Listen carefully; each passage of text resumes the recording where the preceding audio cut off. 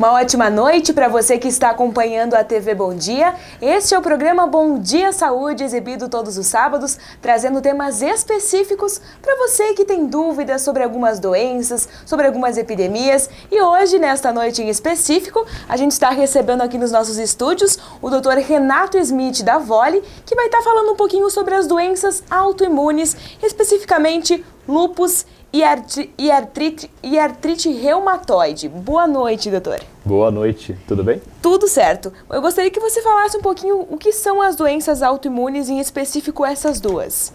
Bem, as doenças autoimunes, elas são doenças que são causadas por um defeito na nossa imunidade, na nossa célula de defesa.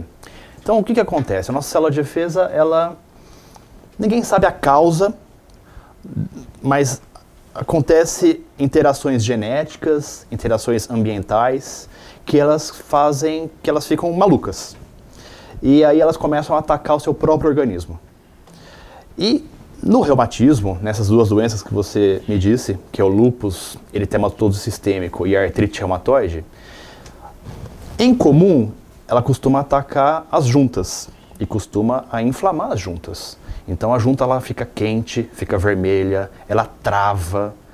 Esse travamento é mais matutino e noturno e a pessoa não consegue se movimentar. E ela começa a ficar mais ansiosa e desesperada. Uhum. Então esses são os dois principais efeitos que tem no corpo da pessoa que tem essa doença. Sim. A artrite reumatoide ela é mais prevalente nesse sintoma de artrite. O lúpus, ele costuma dar esse sintoma de artrite, mas costuma dar outras alterações. Costuma dar aftas na boca, úlceras orais, costuma dar mancha na pele, é uma mancha que piora no sol, costuma dar uma lesão aqui na região da face, aqui, que chama asa de borboleta. É uma lesãozinha que parece umas espinhas, que pega a região do nariz também, que coça, que descasca e que piora no sol. E quais os exames que são realizados para a pessoa descobrir que tem essas doenças? Bem, existem alguns exames de triagem que a gente pode estar fazendo.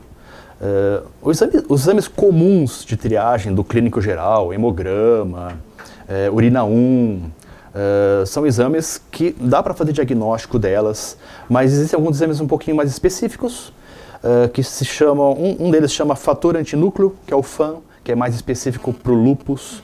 Tem outro que se chama fator reumatoide, que é mais específico para artrite reumatoide. Existem exames que chamam proteína C reativa, velocidade de hemossedimentação. São exames que mostram atividade inflamatória. E quando esses exames estão alterados, a gente desconfia da doença. Mas o exame laboratorial não faz o diagnóstico da doença. O que vai fazer o diagnóstico da doença é a anamnese do médico. E aí sim ele vai estar confirmando se essa pessoa tem uma doença reumática ou não. Uhum.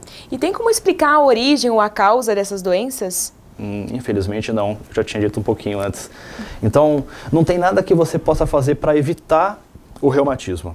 Ele vai aparecer, uma parte é genética. O que a gente pode estar orientando o paciente seja feliz na vida. É difícil hoje em dia, mas a gente sabe que o estado emocional da pessoa influencia bastante o trigger, o início do reumatismo. Se essa pessoa ela sofre algum trauma psicológico, uma perda familiar, uma separação, essa pessoa ela tem a possibilidade de ter esse reumatismo, desde que ela tenha esses fatores genéticos. Então, assim, não tem uma causa, a gente não pode... O que piora o reumatismo, que a gente sabe? Tabagismo. Então, piora tudo, mas vai piorar também o reumatismo e pode desencadear o reumatismo, o tabagismo. Gengivite, né? Periodontite, essas inflamações que costuma vir naquele paciente que fuma. E também é uma das causas de piora da atividade do reumatismo e pode estar relacionado à causa do reumatismo. Mas não tem nada muito específico, então a gente não consegue... E alguma faixa etária que seja mais comum de você atender pacientes? Joia. O adulto jovem é bem comum. Então, existe lúpus diagnosticado no adulto jovem, na adolescência, 16 anos, e existe um outro pico do lúpus com 40 anos, que é o adulto, e está existindo agora um pouco do lúpus nas 60 anos de idade. São os picos, então 15, 16 anos, 40 anos e 60 anos. A artrite reumatoide, existe uma variante dela que chama artrite idiopática juvenil. É uma artrite reumatoide na infância, na criança, com 4 anos, 5 anos de idade. Então ela já pode se queixar disso, mas seria um outro assunto, que tem outros critérios diagnósticos também. Mas na artrite reumatoide em si, 20 anos, 16 anos, e aí tem um outro pico com 40 anos, 45 anos também. Com 60 anos é um pouco mais raro, já não, é mais uma artrose, uma osteoartrite. Uhum. E o tratamento, ele tem apenas o controle ou ele cura essas doenças? Bem, na reumatologia, infelizmente, é uma área médica ingrata para o médico. Porque o médico, a gente quer a cura do paciente. A gente quer que o paciente se sinta bem e fique curado daquela doença. E na reumatologia não existe cura. Mas, graças a Deus, recentemente surgiu novos remédios que se chamam agentes biológicos, que vieram para controlar muito bem essa doença. Ele age especificamente na inflamação, sem muito efeito colateral, e controla excepcionalmente. Isso uns 10 anos para cá. Antes de 10 anos, as doenças eram muito mal controladas, tinha muitos efeitos colaterais. Basicamente, o corticoide, que a prednisona é o mais conhecido, a gente usava em altas doses. Isso as mulheres reclamavam muito, porque inchava, acumulava líquido, e as mulheres normalmente não gostam de engordar muito, mas está evoluindo. A terapia genética, isso aí está evoluindo muito. A cura, realmente, ela só vem... atualmente é muito arriscado. Existe transplante de medula óssea, por exemplo. Mas os malefícios, a morte, o risco de morte é muito maior do que o benefício, do que a cura. Então não vale a pena a gente arriscar a vida do paciente em relação a isso. Uhum. Vale a pena a gente estar usando esses remédios paliativos, mas com bom controle de doença. Uhum. E a pessoa que tem os sintomas iniciais e deixa de procurar um médico especialista, deixa de fazer os exames, essas doenças, elas podem evoluir? Sim. O lúpus é o mais grave entre eles, infelizmente. As pessoas, elas devem ir ao médico a cada 3 meses no máximo.